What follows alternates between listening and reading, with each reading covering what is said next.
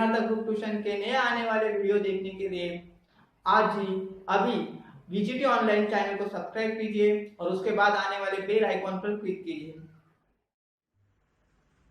Friends, 10th English semi English medium के लिए हम साइंस 2 का फर्स्ट लेसन पढ़ रहे हैं और पिछले लेक्चर में हमने हेरिडिटी के बारे में पढ़ा है और आज के वीडियो के माध्यम से और आज से हम इवोल्यूशन जो कंसेप्ट है फर्स्ट लेसन का उसको स्टार्ट कर रहे हैं।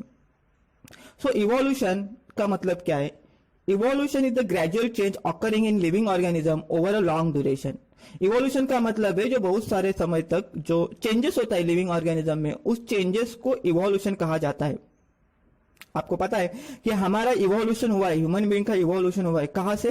मंकी से। हमारा जो एंसेस्टर था वो कौन था? मंकी था। और वहां से हमने जो प्रोग्रेस करके वहां पे उसके चेंजेस होकर क्या हुआ है, हम as a modern human being form मतलब वो क्रिएट हुआ है, फॉर्म हुआ है। तो इस प्रोसेस को इवोल्यूशन कहते हैं।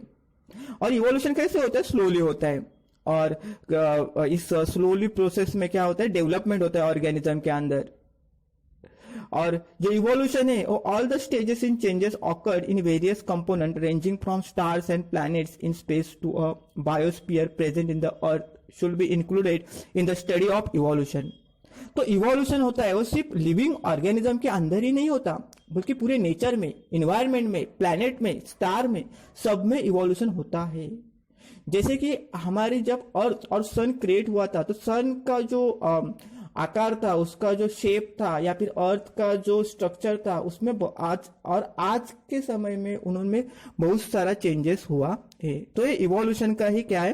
परिणाम है। Formation of new species due to changes in specific character of several generation of living organism as a response to natural selection is called evolution. तो जो न्यू जात, न्यू स्पेसीज क्रिएट होने की जो या फिर न्यू कैरेक्टर आने के लिए जो लिविंग ऑर्गेनिज्म में जो चेंजेस होते हैं वो क्योंकि वो नेचुरल सिलेक्शन के लिए होते हैं। नेचुरल सिलेक्शन के लिए मतलब नेचर में जीने के लिए, उस निसर्ग में रहने के लिए जो कुछ चेंजेस चाहिए वो हर एक लिविंग ऑर्गेनिज्म अपने में करता है और इस प्रोसेस को इवोल्यूशन कहा जाता है।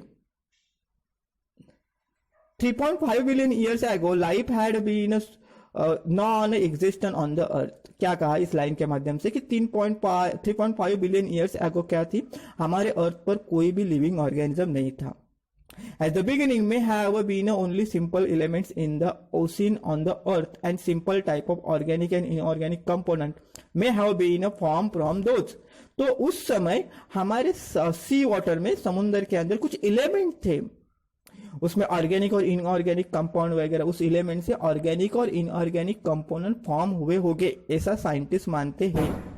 उस ऑर्गेनिक और इनऑर्गेनिक कंपोनेंट से कॉम्प्लेक्स कंपाउंड्स लाइक प्रोटीन और न्यूक्लिक एसिड फॉर्म हुआ होगा, ऐसे कहा जाता है। तो हमारे अर्थ पर पहले लिविंग ऑर्गेनिज्म नहीं थे, कुछ एलिमेंट थे पानी के अंदर, वो एलिमेंट से ऑर्गेनिक और इनऑर्गेनिक कंपोनेंट फॉर्म हुए और उस ऑर्गेनिक और इनऑर्गेनिक कंपोनेंट से क्या फॉर्म हुआ? प्रोटीन और न्यूक्लिक एसिड फॉर्म हुए। और प्रोटीन और न्यूक्लिक एसिड मेन कंपोनेंट है हमारे सेल का। सो फर्स्ट प्रिमिटिव सेल जो फॉर्म हुआ होगा उसमें क्या होगा? Form from the mixture of different types of organic और इनऑर्गेनिक कंपाउंड्स। तो जो पहला सेल जो फॉर्म हुआ होगा अर्थ पर, वो ऑर्गेनिक और इनऑर्गेनिक के मिक्सचर से फॉर्म हुआ होगा। And number of those cells may have increased or the cost of surrounding chemicals. There may have been a same difference among those cells and occurring according to the principle of natural selection। तो जो पहले cell form हुए थे अर्थ पर, उन cell ने क्या किया? जीने के लिए अराउंड अपने आजू बाजू के जो केमिकल थे उसको एब्सॉर्ब किया और उस केमिकल को एब्सॉर्ब करने के बाद क्या हुआ? उस सेल में चेंजेस हुए और वो चेंजेस होने की वजह से क्या हुआ? मतलब बाद में उस सेल का ग्रोथ हुआ एंड बाद में क्या हुआ? लिविंग ऑर्गेनिज्म फॉर्म हुए। ये अलग अलग लिविंग ऑर्गेनिज्म प्लांट से लेकर एनिमल तक फॉर्म हुए होंगे, ऐसा साइंटिस्ट मानते हैं। ठीक है, तो जो चेंजेस होते हैं, जो इवोल्यूशन में जो चेंजेस होते हैं वो बहुत जरूरी है। क्यों? तो नेचर में रहने के लिए, जीने के लिए। अगर कोई ऑर्गेनिज्म चेंजेस नहीं करेगा तो वो पेरिश हो सकता है। पेरिश मतलब उसका लाइफ लॉस हो सकता है, वो मतलब वो जी नहीं सकता अर्थ पर। जैसे कि आपको पता होगा कि डायनासोर जैसे कुछ ऑर्गेनिज्म थे, उन्होंने अपने बॉडी में, अपने लिविंग स्ट्रक्चर में, लिविंग स्टाइल में चेंजेस न करने की वजह से वो क्या हुए, आगे चलकर नष्ट हो गए। At present, crores of species of plants and animals with a huge diversity regarding shape and complexity are present on the earth. अभी के समय में करोड़ों स्पेसीज हमारे अर्थ पर पाए जाते हैं, प्लांट और एनिमल के। Animal diversity ranges from the unicellular amoeba to paramecium to man and giant whale.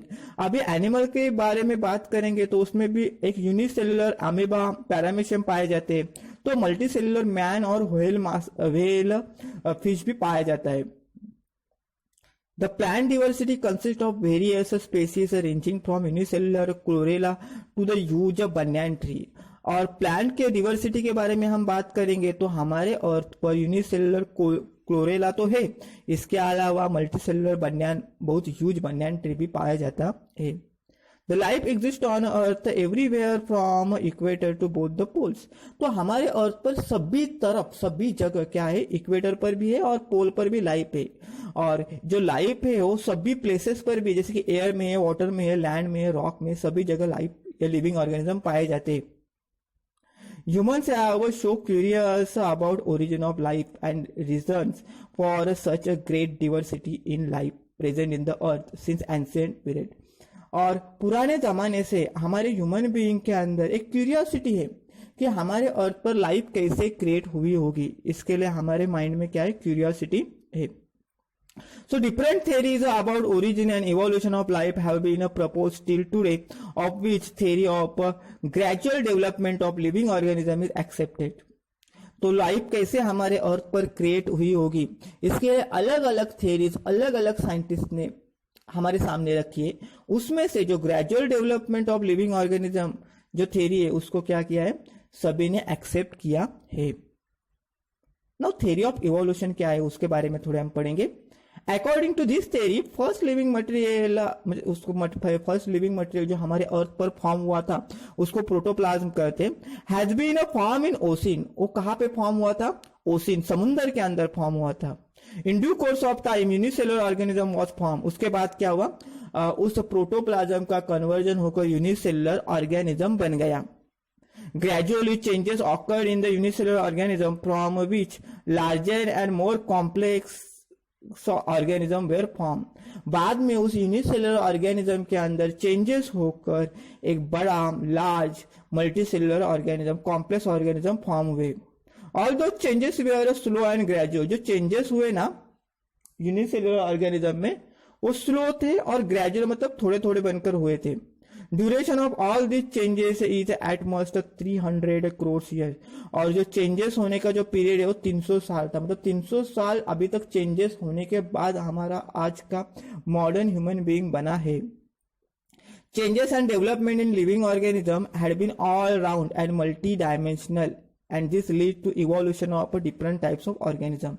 जो चेंजेस हुए थे, मतलब पुराने जमाने का जो यूनिसेलुलर ऑर्गेनिज्म था और वहां से लेकर अभी का मल्टी सेलुलर ऑर्गेनिज्म तक, वो चेंजेस कैसे थे, सभी लिविंग ऑर्गेनिज्म में हुए थे। और हमारे आजू बाजू के सभी लिविंग ऑर्गेनिज्म के, और वो कैसे थे, मल्टी डायमेंशनल थे, मतलब सभी सारे बाजू से हुए थे।